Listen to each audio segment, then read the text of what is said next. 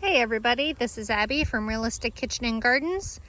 Today is Thursday, August 1st, and here we go.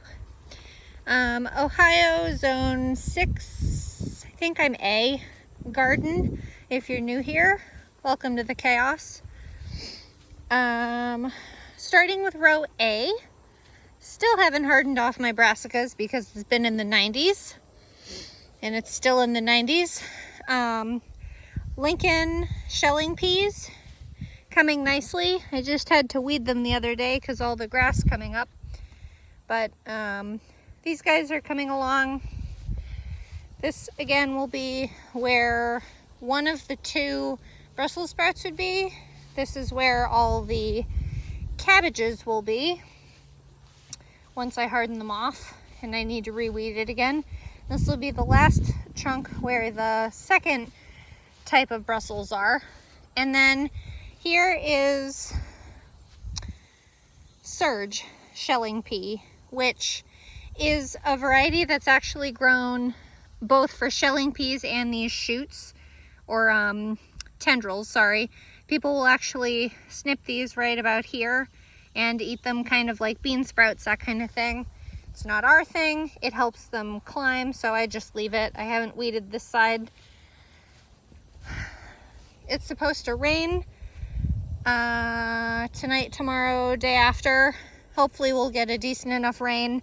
This has been broad forked up, hence all the kind of linear chunks. And it'll get tilled under, and this will be the second row of brassicas with cauliflower, kale, etc. Row C, beans, legumes in general. This is Veller bush bean, purple pod, and they already have lots of little baby beans on them. This is a small, very upright, very prolific type of bean that I did a small trial of last I must have done them last July or so, because these things are ready to go. And then there's a second seeding of them here on the south side. So as these get bigger and die off, they don't shade these ones. So these guys are doing great. This is a nice, it's a pretty straight bean for how small the plants are. I love these ones. They're nice and disease resistant. They're very tidy, and the leaves aren't super big that they block the view of the bean itself. But they also have a really nice color, so you can see the bean on it, and they're not just hidden in and amongst green like these. These are pinto beans that are being grown to be dry soup beans. Pods are starting to fill out. And once the pods dry, I'll harvest the dry beans for like a soup bean. And then right behind them are chickpeas, which were just shot in the dark. See how it goes. And they're doing a lot better than I ever expected. That's a nice dry pod. Bean inside feels soft though. I've never grown chickpeas. This is a new experiment for me. See what kind of yield I get, see if they would grow here, all that kind of stuff.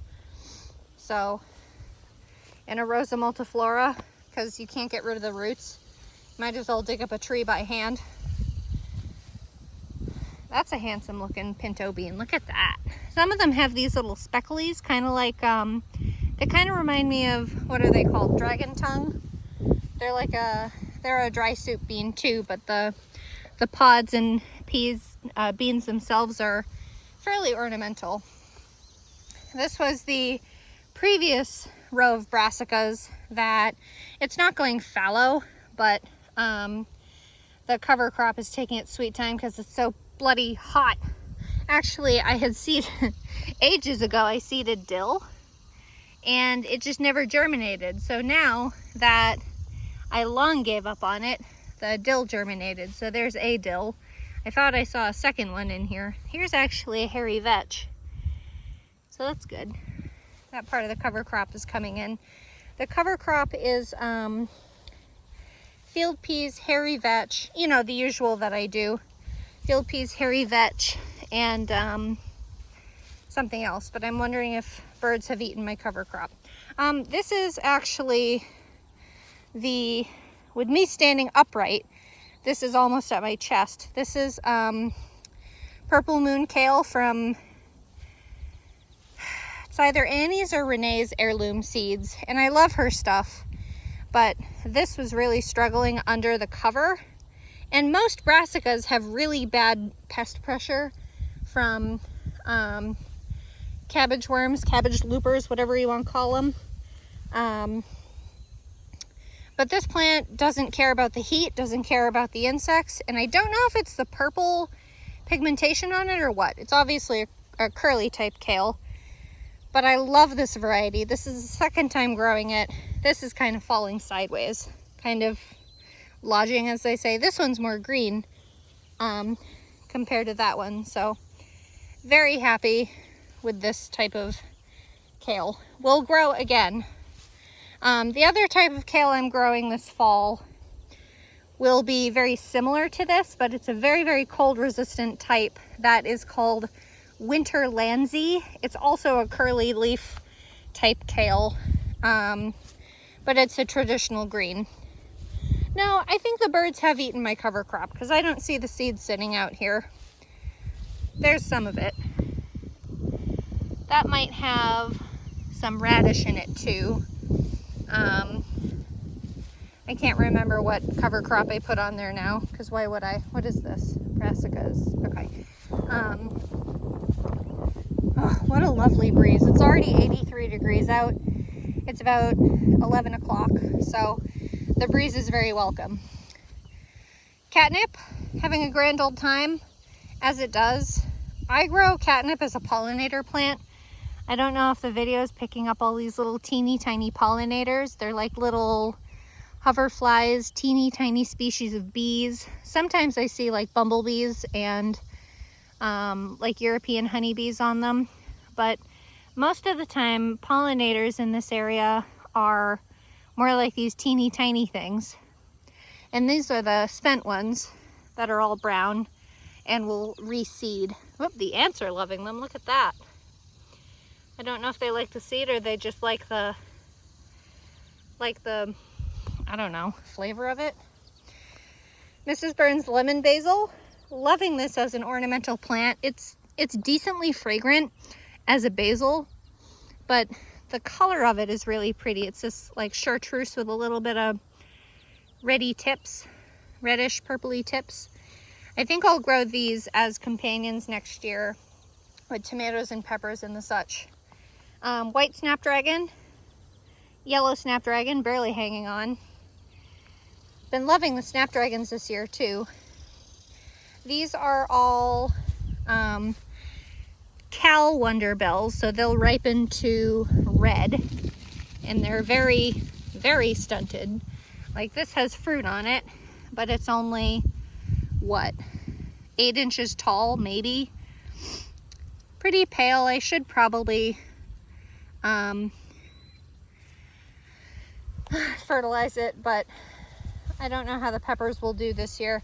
Here's one of the ones that has been very upright, and it obviously has that sunburn, but it's also starting to ripen. These again ripen red. You can see a little bit of the stripe on it. Dwarf French marigolds orange. I also have yellow ones in here somewhere, but these are one of my favorites. They're just teeny tiny little plants. They're vigorous and they reseed very easily, and it's great. They're super carefree. Little color, little help with pollination or bringing in insects, that kind of thing. So, and then now I think we're on to, the tags all got killed off by the hail, but these are golden Cal Wonder Bells, so they'll ripen to yellow. This was the one I showed you originally with the sunburn on it, and that one's ripening to yellow, but the fruit is still so small, and trying to get a good size for you. And I'm trying to figure out if it's the clay soil or if we got some late cool temperatures that are stunting it. I don't know. Emerald Towers basil, also stunted compared to the other one I have in my garden. Nice growth habit. The leaves are kind of small, but they're nice and like, not bushy, but they're pleasantly upright. They don't just turn into a giant suffocating bush. I may grow those again next year. We'll see. And then we're on to early jalapeno, which is loaded. There's a jumping spider. Loaded with fruits. Now that I did harvest that one big one that I was waiting to see if it would ripen to a different color, and it was starting to ripen to red. So I don't know if it normally does that or not, but that's what I did. Thai Moon and Vesuvius Thai chilies. They're all still green, but they're a very nice color. This one almost looks like it wants to ripen to red. And I thought, because the mix ripens either to purple or red, and I thought I got the seed that ripens to purple, but I must be mistaken. Hot. Another white snapdragon, burgundy snapdragon. And then tucked in here right next to it is the Finissimo Verde Apaya basil. It's like a spice bush basil. This isn't the best example of it. There's a better one next to that tomato over there. But this is more the size it wants to be, but the leaves are a little dwarfed. And then 2 of my sweet banana pepper plants. Ooh, and that nasturtium's getting ready to flower. Look at that. These plants got hit by the hailstorm, and I didn't know if they'd survive it. And they are. They're doing a great job. I'm excited for this nasturtium. I love nasturtiums. They're one of my favorite companion plants. And then these are all replacement plants. Better Bush. Where's the tag? This plant is loaded with these nice big tomatoes, but it's a determinate plant, so I don't know where this tag is. I don't want to disturb the plant too much. One of them's ripening down there. I think it's Better Bush. Here's that Finissimo Verde Apaya basil, Italian spice bush. This is more, I think, what it wants to do. It's obviously flowering, getting ready to flower, all that. I do like it, but it's not fragrant enough for what I want, which is basically to keep pests off the tomatoes. A lot of pests with tomatoes find tomatoes by their scent of the plant. So when you have really fragrant companions like nasturtium, which is spicy, or basil, which is just really fragrant anyway, you kind of mask the scent of the plants and pests can't find it. Anyway, I think they're Better Bush, because here's another replacement one with another ripening fruit. And then this is the one and only Hungarian heart that I have left, plant-wise. It has this one nice big fruit on it. And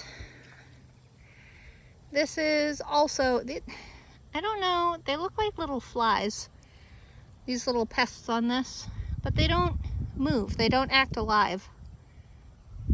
So I don't know what they are. But anyway, they don't seem to be doing harm per se. Anyway, putting out more leaders and trying. Here's one other replacement plant, which is a Roma Classic Paste Determinate, and they're just about ready. I'd probably harvest those today or tomorrow. Here is Bartelli cherry tomato, finally doing what it's supposed to do and have a mountain of fruit on it. Like this is one branch, and it has, kind of 3 bunches on it, like those cute artistic bunches you see in the grocery store, and I never understand how they have plants that do that. And then here's my one open apricot nasturtium. And then these are Cordobu. They're working on it. They're trying. Cordobu is a nice size, and it's, I guess, decently prolific for the plant, but I still don't know if indeterminate is the way to go with paste types. So we'll see. This is, I think, another Cordobu. and it's finally getting more flowers on it. This, I think, is one of the ones that got really beat up by the hail. So there's no other fruit on it. So this will probably just produce fruit that will end up going into green tomato relish.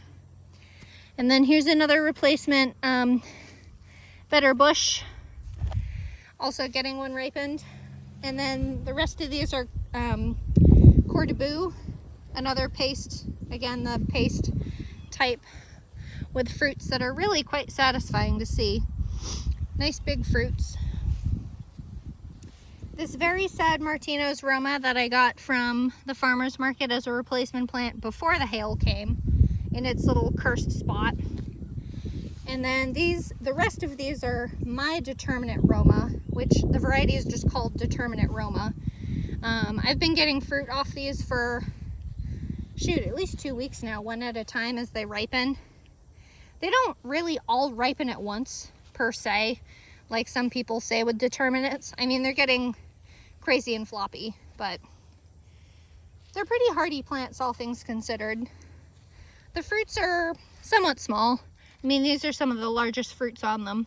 They are that classic Roma type shape. Potatoes that I put in, I don't know, 2 or 3 weeks ago. Replacement crop for the crop of potatoes I failed before, in this, that's like a modified,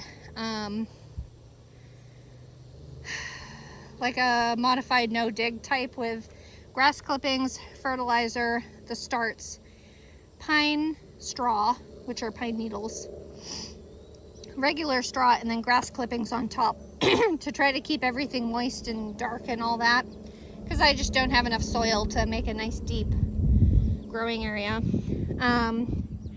Tomatillos, Rio Grande Verde tomatillos, going through the ripening process with some, and then starting another batch anew with flowers and little fruit pods and all that. So interesting cycle with these plants. This is the first year I'm growing tomatillos. This plant is ridiculous. I should probably give it some phosphorus to see if it'll help produce more fruit than greens, because this is like all greens. And then our very pathetic section of celery and sweet peas. We finally have sweet peas flowering. Here's one of the celeriac that's supposed to be celery root, that's supposed to be almost ready to harvest. Seed pod of sweet peas, which are not edible. That purple one I showed you the other day. Here's another celeriac. God, this was such a bummer year for celeriac. And then last celeriac. So poorly this year. And then all the rest of these are Utah tall celery, which is a stalk type celery that I'm not trying very hard. At this point, I'd be more happy to get the celery seed than the celery stalks. Though I'll harvest whatever I have right before the first frost. And, you know, keep the stalks for little teeny bits of soup and the leaves for soup too. But the seed would be more useful at this point than that. 10 of those, I think. There was only one of them that was producing a decent heart. But this also has a weirdly long harvest window, I think, for what it is. And then this is the section where the carrots were. It's kind of covering itself back with grass, as nature wants, because nature doesn't like bare ground. Some of the cover crop seeds that you can see. I think I saw, here it is. There's one shallot that stuck after that transplant. I transplanted tons of them. Maybe that's another one right there. This round stem. We'll have to see how they do. That was conservor shallot. So I'll do better next year. There's another one. One last shallot. And then here's one leek, bandit leek, These all I started, I swear, in February, late February. So the fact they're even alive is impressive because I have not taken care of them. So we'll see how those like 3 plants do. I may actually start growing. It's kind of an interesting idea with the shallots. I can't see the screen right now because the sun glare, but wherever the shallots are in here, it's an interesting idea to look at the shallots and do a fall crop of them because they're cold hardy. And rather than have them overwinter or start them in like January, February and transplant them out in March and all that, and then have them take up the summer garden, it's an interesting idea to do them in a fall winter crop. I'll have to ponder about that for next year. We'll see. Spineless zucchini, bush style. Harvested 2 yesterday. There's another baby squash. This one produced decently too. This one hasn't produced any female flowers in a bit of the 3. So I don't know what's going on with that. Most recent, the official third seeding of Summer Dance slicer cucumber. This is the original second seeding of Summer Dance cucumber slicer. There's one on there, but I'm letting it get a little bigger if it will. This was the first set that was directly sown out here, and this was the second set sown out here. And then this is the only one of 2 Summer Dance cucumber plants that I started inside in April and transplanted it out. It has some kind of, I'm expecting this is a type of disease, but it could be drought related too. But it's still producing, crappily, but it is producing. And then we have, I think my favorite cucumber for the season besides Summer Dance, because I tried 2 different types of pickling cukes. Max Pack, and all of these are the same age. These 4 plants, or 4 sets of plants, I guess, because some of them are kind of accidentally double seeded. These 4 sets of plants are all the same age, but obviously the spot they're planted in is impacting them quite a bit. And they could probably use a good juice of nitrogen. I haven't done anything to them except harvest from them. So these were seeded, I believe, after the hailstorm. So this one is super stunted. And then these are the original 3 plants that I started in April, transplanted out, and they're still producing. They look horrible, but they're still producing. Winding down, but we're still doing things. And then here is Regal pickling cuke, which I'm kind of torn about. The first batch of them were rather bitter, and I haven't really tried the most recent ones yet,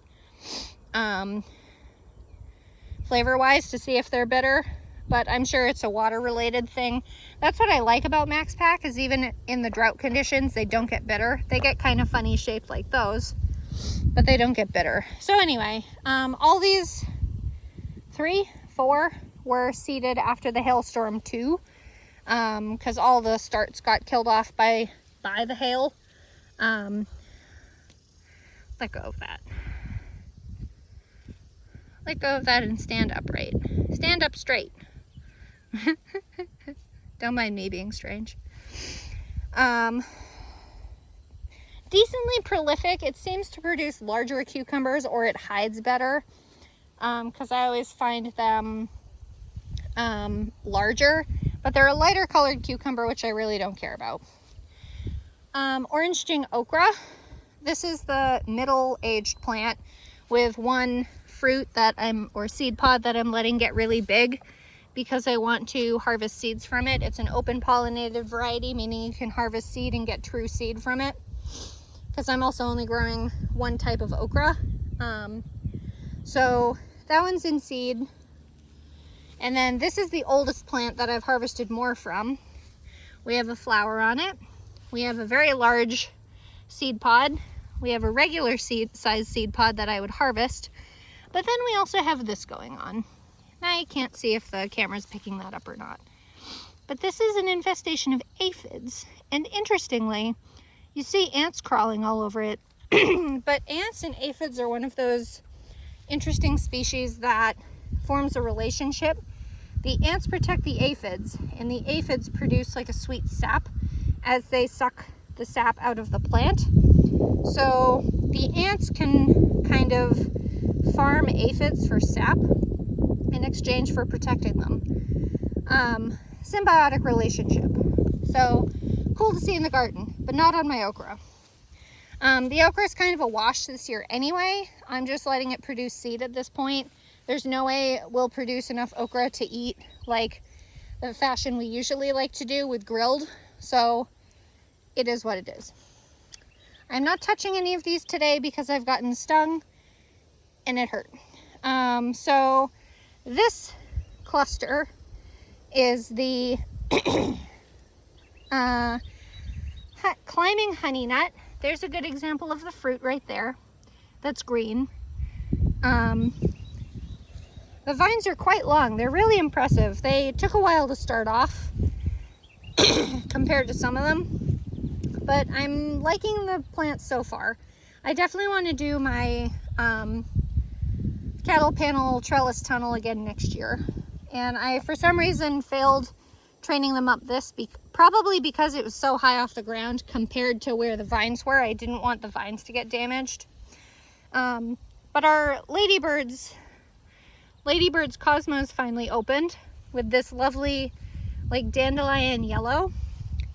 And all of these plants have the possibility of being red, yellow, orange, that kind of color.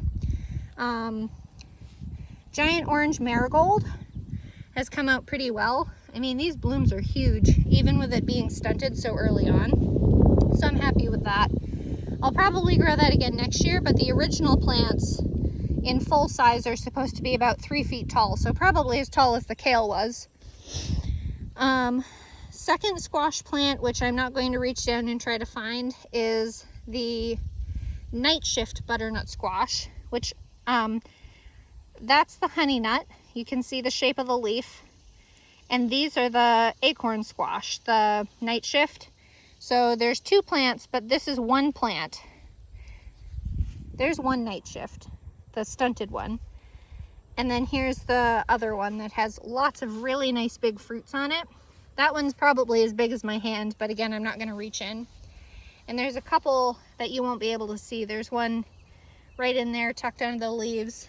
There's another one down here tucked under the leaves. So it's doing pretty well. And then another variety of squash that I grew is the sweet nut acorn squash, which was a very short, bushy type squash. The plant was, but it's supposed to be an acorn squash that produces pepita seeds. Haven't tested that yet. This is the only, I think that's the only one. There might be one more on this plant right here, but I haven't gone digging. Here's another of the cosmos, which didn't produce a very good flower, but it's more orangey than the first one. Here's another cosmos. And then the last few plants, gourd plants, are Lady Godiva pumpkins, which is technically a squash. These vines are just as extravagant as the acorn squash. So this is the root. There's the stem.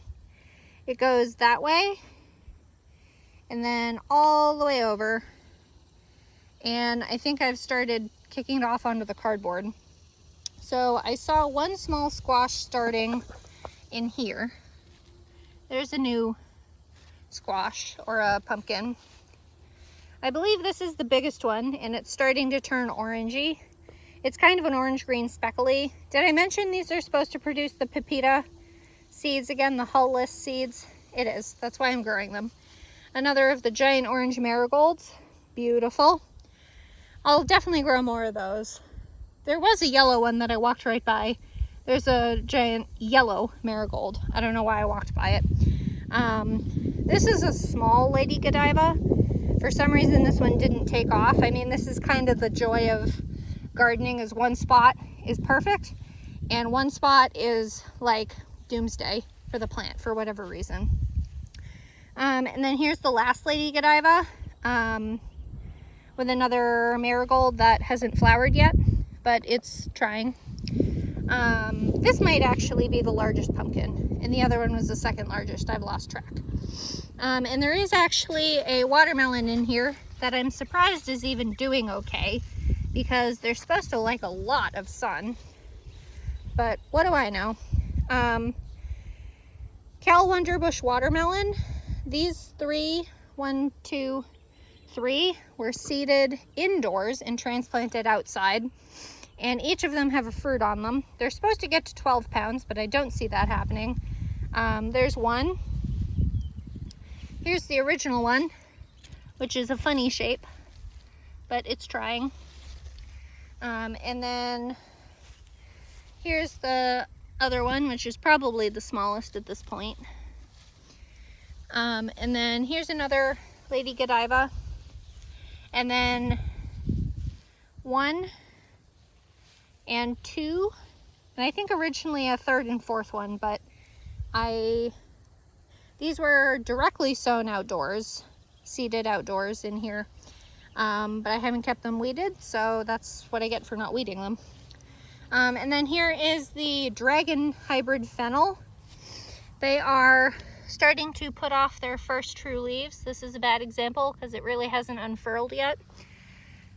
This one died off. I don't know where it went, but I mulched it, and after I mulched it, it disappeared. This looks like an onion of some kind. Here's a good example. There's 2 of them right here. But the dragon fennel is a bulb type fennel for that nice licoricey, anisey kind of thing. You treat it kind of like an onion, or like a, you know, that kind of bulb type vegetable. Goes really well with pork. I didn't water this before I brought you out to see it. I should have, because they show up a lot better with the ground watered. But these are all the baby carrots, bolero carrots, and there's actually quite a few of them that are doing well. We did the carrot board method. I seeded 2 seeds per seed spot, and I'm really impressed with how well it's doing.